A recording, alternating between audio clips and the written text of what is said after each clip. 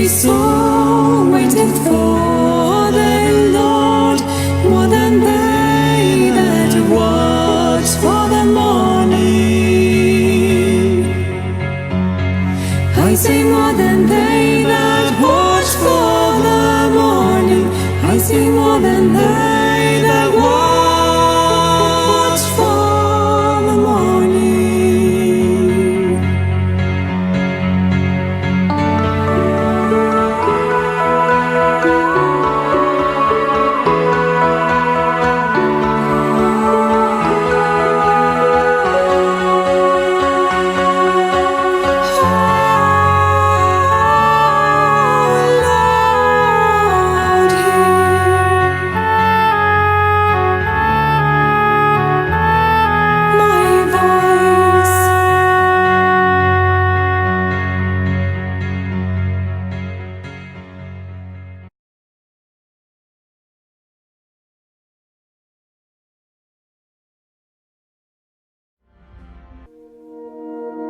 Mount Sinai.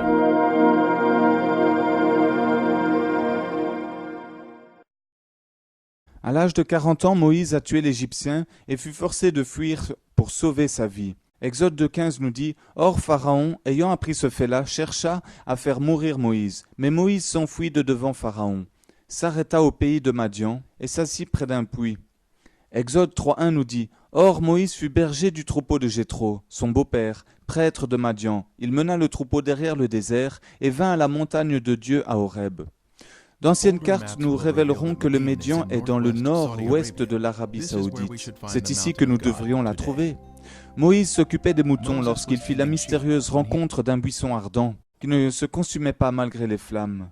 Le Seigneur dit à Moïse en Exode 3,12 « Va, car je serai avec toi, et tu auras ce signe que c'est moi qui t'envoie. C'est que quand tu auras fait sortir mon peuple d'Égypte, vous servirez Dieu près de cette montagne. » Paul, dans le Nouveau Testament, nous dit l'endroit où était le mont Sinaï, en Galates 4,25, qui dit « Car le nom d'Agar veut dire Sinaï, qui est une montagne en Arabie. » Donc, nous avons la preuve que cette montagne doit être en Arabie Saoudite et pas en Égypte.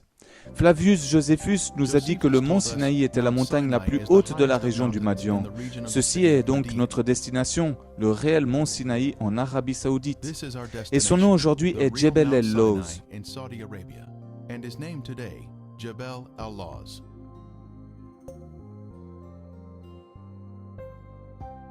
Alors Herschel Shanks, l'éditeur de la Biblical Archaeology Review, cita que Jebel el-Lawz est le site le plus probable du mont Sinaï. Depuis la côte saoudienne du golfe d'Aqaba, nous avons d'abord inspecté les restes des piliers qui furent gravés d'inscriptions hébraïques dessus, mais que les Saoudiens enlevèrent, après que Ron Wyatt les montra aux autorités. Aujourd'hui, une plaque de l'enquête côtière de la mer Rouge marque le lieu de la colonne. Notre première destination est Élim, où les enfants d'Israël trouveraient de l'eau à boire. En Exode 15, 27, qui nous dit « Puis ils vinrent à Élim, où il y avait 12 fontaines d'eau et 70 palmiers, et ils campèrent là, près des eaux. » En utilisant Google Earth, nous pouvons zoomer jusqu'au lieu de Élim. Cela ressort du reste, avec tous ces palmiers verts qui sont rassemblés dans le canyon, un wadi. Au sol, nous pouvons voir le puits circulaire toujours en fonction aujourd'hui. Évidemment, il y a plus que 70 palmiers qui s'y trouvent aujourd'hui. Mais extraordinairement, 12 puits sont encore là à Élim.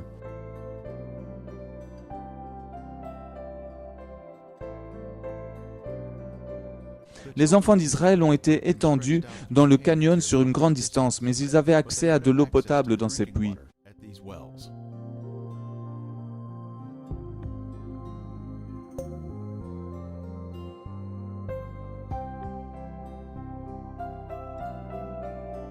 Exode 16.1 nous dit « Et toute l'assemblée des enfants d'Israël, étant partie d'Élim, vint au désert de Sin, qui est entre Élim et Sinaï, le 15e jour du second mois après qu'ils furent sortis du pays d'Égypte.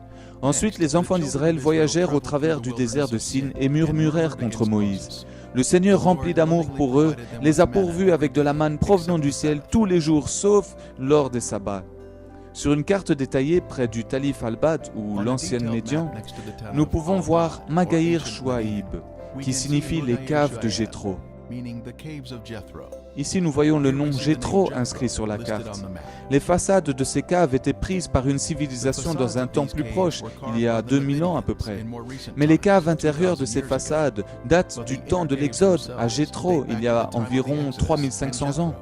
Exode 17,5 nous dit « Et Yahweh répondit à Moïse, « Passe devant le peuple, et prends avec toi des anciens d'Israël. Prends aussi dans ta main la verge avec laquelle tu as frappé le fleuve, et viens. » Au nord-ouest de Djebel el-Loz, il y a le rocher d'Horeb que nous allons explorer maintenant. Se tenant debout sur la crête de la colline, la roche singulière mesure entre 12 et 15 mètres de haut et peut être facilement vue à distance.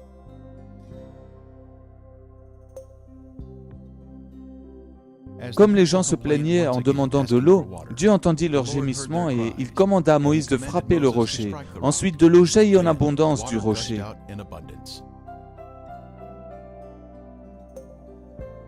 Le rocher fut séparé en deux, de haut en bas par la main de Dieu.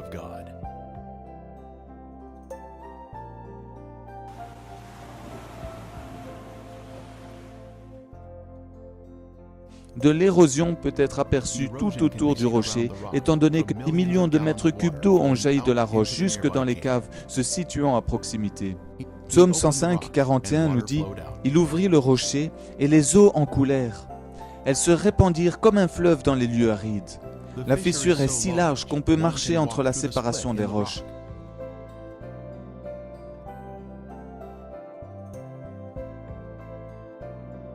Les roches en dessous montrent des signes évidents d'érosion d'eau.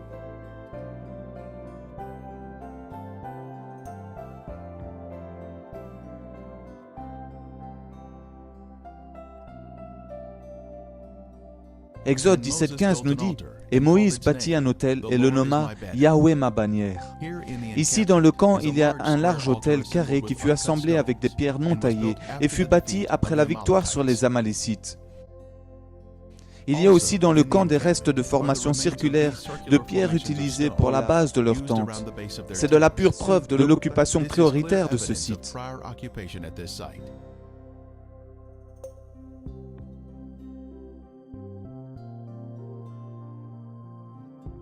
Notre destination maintenant est Djebel el-Loz, ou le mont Sinaï, la montagne de Dieu.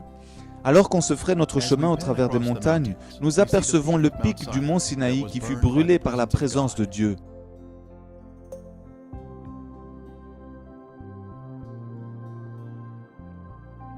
La marque noire sur le pic du mont Sinaï montre l'endroit où il était en feu par la présence de Dieu.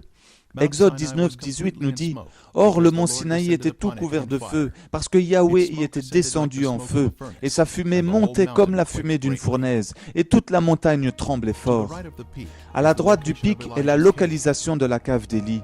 Il est extrêmement rare pour quiconque d'obtenir des vidéos de la montagne depuis qu'entrer en Arabie Saoudite est devenu très difficile, et ils gardent même militairement les lieux contre ceux qui veulent le photographier. Près du pied de la montagne, il y a une grille qui entoure toute la zone où les artefacts sont situés. Cela aide à authentifier le site.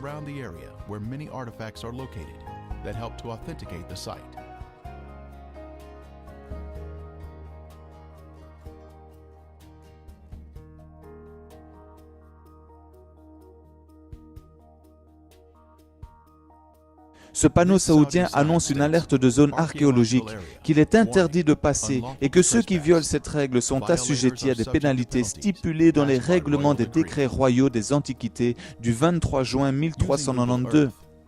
En utilisant Google Earth, nous pouvons zoomer et apercevoir la maison de garde et la grille qui sont aux côtés du panneau d'avertissement.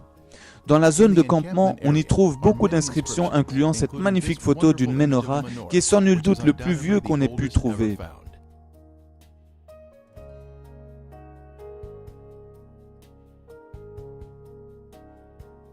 Ce qui fut aussi trouvé dans le campement, c'est cette meulière cassée qui a dû servir à moudre la manne qui était collectée. Exode 24:4 nous dit « Or Moïse écrivit toutes les paroles de Yahweh, et s'étant levé de bon matin, il bâtit un autel au bas de la montagne, et dressa pour monument 12 pierres pour les 12 tribus d'Israël. » Google Earth nous montre l'autel à la base de la montagne de Dieu, avec un lieu où on attachait les animaux, juste à côté de celle-ci, qui aurait donc servi à retenir les animaux dedans et qui étaient sacrifiés.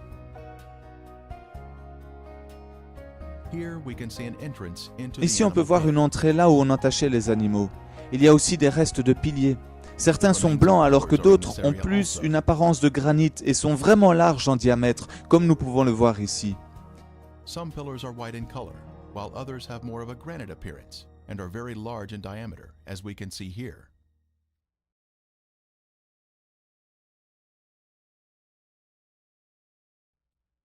À partir de la même zone, on regarde vers le haut et on aperçoit le pic brûlé et noir. La roche a été littéralement brûlée par la chaleur, intense, présente, alors que ce n'est pas un lieu volcanique et on n'y trouve aucun volcan ou magma. Ce qui confirme jusqu'à maintenant la véracité et l'authenticité de la Bible. Car la seule présence de la gloire de Dieu décrite dedans nous explique comment cette partie de la montagne a pu brûler et fondre sans éléments naturels ou sans que l'on puisse expliquer naturellement ou scientifiquement le fait. Un veau d'or fut construit dans le camp par un groupe rebelle à Dieu.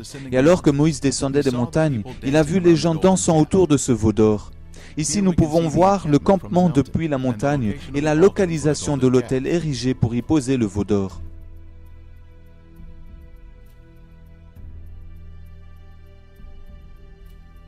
En utilisant Google Earth, nous pouvons zoomer sur une large roche qui nous montre les bases de l'autel. Sur le sol, nous pouvons voir les larges roches et la grille mise par les autorités saoudiennes dans l'espoir de préserver le site. À nouveau, nous avons le panneau du gouvernement assignant les visiteurs de rester éloignés.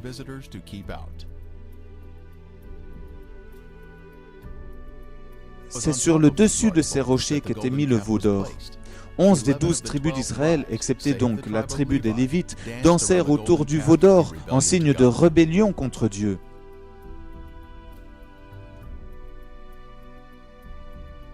Non loin du mont Sinaï, depuis la grille, nous pouvons voir des images merveilleuses sur les rochers. Des styles scripturaires égyptiens du dieu égyptien Hathor ont été placés ici comme des graffitis.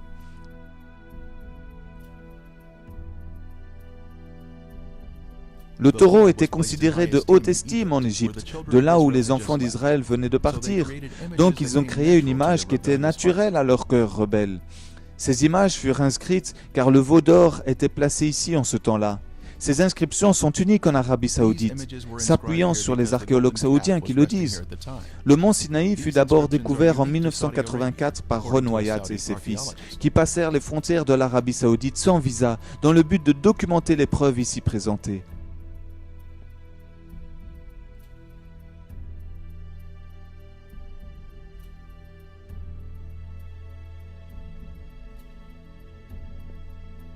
Mount Sinai was first discovered in 1984 by Ron Wyatt and his sons, who walked across the border into Saudi Arabia without a visa in order to Après avoir vu la document the evidence montagne, here. ses fils et lui furent capturés et accusés d'espionnage. Ils ont dû passer 78 jours en prison, attendant leur jugement avant qu'ils ne soient finalement relâchés. Ici, ils étaient interviewés par la chaîne CBS Television. Il y avait donc quelque chose de nouveau à enquêter sur le sujet du mont Sinaï, l'Arche de l'Alliance, qui fut construite à cet endroit précis, à cette montagne, il y a 3500 ans environ. C'est ici que Dieu commanda à Moïse d'amener les enfants d'Israël afin qu'ils puissent adorer tous ensemble en esprit et en vérité. C'était un rendez-vous divin dans lequel l'homme eut une opportunité magnifique de rencontrer son propre Créateur dans le campement où ils demeurèrent.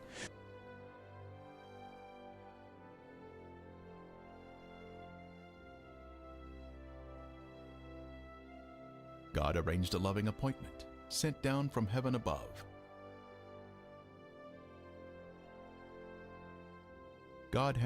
Dieu a arrangé un rendez-vous affectueux envoyé du ciel, et Dieu a inscrit les 10 commandements avec son propre doigt. C'était une loi concernant l'amour, la loi de Dieu, et concernant notre prochain. Comme vous venez de le voir, depuis le IVe siècle, le traditionnel mont Sinaï est localisé dans la péninsule du Sinaï égyptienne, et non dans le Sinaï de l'Arabie saoudite. Cela est dû au fait que la mère de l'empereur romain Constantin, Hélène, a choisi cette montagne en Djebel Moussa, en Égypte, pour être soi-disant le vrai mont Sinaï. Premièrement, nous savons combien Constantin a fait des dégâts au niveau de la vraie foi chrétienne, puisqu'il imposait à tous, même aux païens, de devenir catholiques. Il a donc permis aux non-croyants d'introduire des rituels païens à l'intérieur des églises catholiques et a posé les fondations d'une église qui allait tuer, torturer, voler et emprisonner les innocents chrétiens désireux d'avoir une relation directe et personnelle avec Dieu et Jésus-Christ, au travers d'hérésies, de croisades, de guerres religieuses, d'inquisitions, de ventes d'indulgences et beaucoup d'autres abominations devant Dieu. Donc le lieu supposé qu'ils ont désigné pour être l'endroit où aurait été le vrai mont Sinaï n'a été fondé que sur un rêve de Constantin et par le choix de sa propre mère. Il n'y a donc aucune évidence archéologique de ce fait. Aucune preuve biblique n'a pu être mise en évidence par eux pour appuyer leur thèse. Et pourtant, tout le monde semble avoir accepté aveuglement un empereur tyrannique et la fantaisie illusoire de sa mère. Pour accréditer la fausse révélation de ceux-ci, ce n'est qu'au VIe siècle, donc 200 ans plus tard, que l'empereur Justinien va ordonner de faire construire le monastère Sainte-Catherine au pied de cette montagne qu'ils ont désigné faussement comme étant le mont Sinaï. Verset biblique à l'appui et découverte matérielle et biblique à l'appui. Le vrai mont Sinaï ne se trouve pas en Égypte dans la péninsule du Sinaï, mais en Arabie Saoudite, comme Galates 4, 25 nous le dit si bien, dans le désert du Sinaï. Il faut savoir que les autorités saoudiennes nous cachent cette découverte depuis plus de 30 ans maintenant, car elles ont eu peur qu'un attroupement de juifs vienne s'attrouper dans ce lieu sacré, pour eux et pour les chrétiens. Et ce lieu est aujourd'hui encore intact. Nous avons les photos et les vidéos pour vous le prouver. Il faut reconnaître que le monde s'est trompé quant au soi-disant traditionnel mont Sinaï, car il n'y a aucune preuve, mis à part ce rêve de Constantin, que c'était bien le vrai lieu. Au travers des recherches de l'équipe de Ron Wyatt et de sa famille, nous avons le privilège de vous faire découvrir toute la vérité sur cette merveilleuse histoire biblique du peuple juif qui reçut les 10 commandements et qui rencontra le vrai Dieu unique, Yahweh des armées. Il voyait la gloire de Dieu sur le haut de cette montagne, et Exode chapitre 18 et 19 vous explique en détail ces merveilleux moments. C'est aussi en ce lieu que fut construit l'arche de l'Alliance et que furent élus les Lévites parmi les 12 tribus d'Israël. Et les 12 tribus d'Israël furent mises en place là aussi.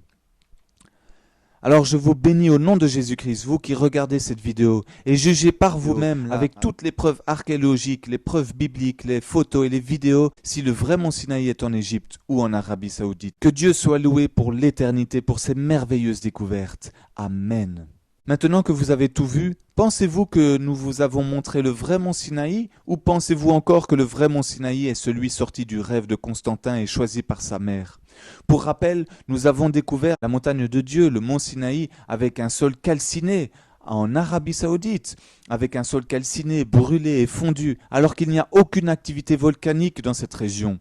Nous avons découvert au pied de cette montagne l'autel où avait été placé le veau d'or, décrit en Exode chapitre 32. On y retrouve des dessins du veau d'or dessus et des inscriptions égyptiennes et hébraïques. En plus, Ron Wyatt et ses fils ont aussi trouvé des restes des colonnes et de l'autel décrit en Exode 20, 24 et 24.4 pour les sacrifices et les offrandes.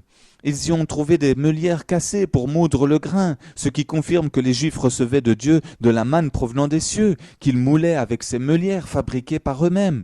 Dans cette région, il n'y a d'ailleurs aucune graine qui germe ou qui pousse, ce qui prouve que le récit biblique quant à la manne céleste que Dieu pourvoyait 6 jours sur 7 au peuple juif est bien vrai. Sur ce même lieu, au pied de la montagne, ils ont constaté qu'il y avait eu de l'eau en abondance provenant de la montagne, alors qu'aucune source d'eau n'existe en ce lieu désertique. De plus, la grotte où le prophète Élie s'était abrité et avait entendu Dieu lui parler a aussi été retrouvée sur cette plaine. On retrouve ce passage en 1 Roi 19, 11 et en Galates 1, verset 17. Ce qui est aussi très surprenant, c'est qu'en plein milieu du camp, il y avait le sanctuaire. Et tout juste à cet endroit, il y a un arbre qui est là, alors qu'à aucun autre endroit, il n'y a un autre arbre. Tout cela nous prouve que l'histoire biblique de l'exode juif, de la montagne de Dieu et du rocher d'Horeb sont vraies et fiables, car nous avons pu voir que le rocher d'Horeb, lui aussi, a été retrouvé. Nous voyons qu'auprès de ce rocher, de l'eau a coulé provoquant l'érosion des roches en dessous de celui-ci. Mais pas uniquement, nous constatons aussi que l'eau a carrément érodé et séparé la roche immense en deux parties très distinctes. Et pour finir, ils ont découvert que l'aire de campement en dessous de cette montagne était suffisamment grande pour accueillir les 2 millions de Juifs en exode. Et ils ont découvert des inscriptions hébraïques sur des roches avec écrit dessus Mizraïm, qui veut dire Égypte, Salomon et Moïse. Comme quoi, à l'époque de Salomon, les Juifs sont venus inscrire ces inscriptions pour authentifier par le roi Salomon que ce site était bien celui qui était décrit dans la Bible.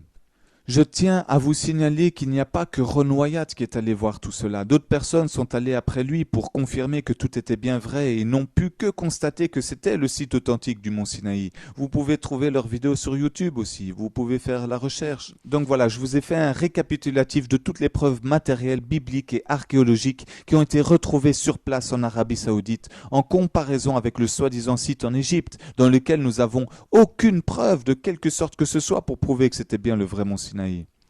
Donc maintenant, j'espère que vous avez été éclairés et bénis au travers de ces merveilleuses découvertes appuyées par les versets bibliques correspondants, et je compte sur vous pour faire propager cette vidéo, pour la partager, pour en parler autour de vous, car nous sommes au temps de la fin et Dieu nous a choisi ce temps pour nous révéler tout cela et mettre à jour toutes ces découvertes que les autorités saoudiennes tentent de nous cacher en militarisant les lieux, en emprisonnant ceux qui s'y aventurent et en mentant au monde entier sur la vérité, sur l'authenticité de la Bible. Bien sûr qu'ils ont intérêt à faire cela pour défendre leur religion, car s'ils en venaient à dire la vérité sur tout cela, l'islam tomberait et n'aurait plus aucune crédibilité, ainsi que toutes les autres croyances en dehors de la Torah et de la Bible, qui relatent toutes ces histoires du peuple juif. Dieu est merveilleux, Dieu est si grand, dans le nom de Jésus-Christ. Qui aurait pu croire que 3500 ans plus tard, Dieu aurait permis qu'on ait une trace matérielle de son passage sur le mont Sinaï et tout autour, et qu'on ait encore autant d'évidences et de preuves de tout cela? Il n'y a que notre Dieu unique, Yahweh, et non pas Allah ou un autre faux Dieu qui ait pu faire cela. Je crois en un seul Dieu, un seul Seigneur, un seul Sauveur, c'est-à-dire Yahweh Yehoshua HaMashiach, c'est-à-dire Yahweh Jésus-Christ. Que toute la gloire et tout l'honneur lui soient rendus pour l'éternité et d'éternité en éternité. Soyez bénis. Et si ce n'est pas encore fait, je vous invite à regarder les autres vidéos qui prouvent que la Bible est vraie, fiable et authentique, et qui commencent par preuve 1, preuve 2, preuve 3 sur ma chaîne YouTube. D'ailleurs, abonnez-vous gratuitement sur ma chaîne YouTube dieu-jésus.com et visitez mon site www.dieu-jésus.com. Si vous voulez nous aider, nous soutenir, nous évangélisons via YouTube, comme vous le voyez, et via Internet, via mon site Internet, mais nous distribuons aussi des flyers avec messages bibliques. Nous faisons des colis alimentaires pour les sans-abri et les familles en difficulté, et nous avons besoin de financement pour ce faire. Mais si vous n'avez pas envie de nous soutenir avec de l'argent, soutenez-nous avec vos prières, je vous en prie. Nous avons tant besoin de vos prières, et même nous avons besoin plus de vos prières que de l'argent. Dieu merci pour tous les cœurs qui seront touchés, exhortés, fortifiés et encouragés par nos prêches et nos enseignements. Rendez-vous devant Dieu au nom de Jésus-Christ. Amen. His word do I hope.